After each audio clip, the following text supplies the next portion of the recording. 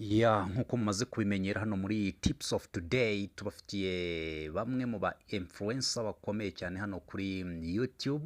Dufitemo uwo bita Cheetah Magic, tukagiramo Isimbi TV, tukagiramo Scovia, tukagiramo Yago. Uyu Cheetah Magic muramuzi cyane, hano ni umu influencer ukomeye hano mu Rwanda.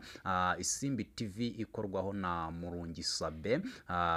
Murayizi ko ni channel ifite uyu munsi aba subscribers barenga miliyoni.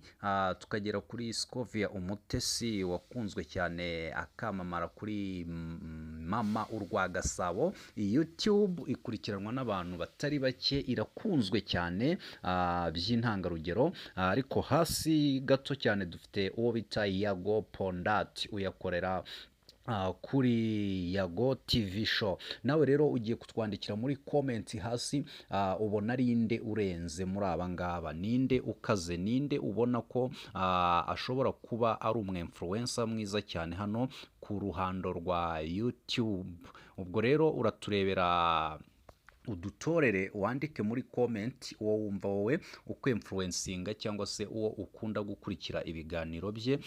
Ibi bizamura community y'aba YouTubers bakorera hano mu Rwanda. Rero nkwibutsa ko niba ari ubwa mbere ugeze ku muyoboro wacu wa YouTube, urareba munsi ya video yawe ukande ijambo subscribe kugira ngo ujye ubasha kubana natwe mu biganiro bitambuka hano ku muyoboro wa Nsabira TV. Turabakunda cyane kandi tubahoza ku mutima, kuko tutabafite ntacyo twageraho.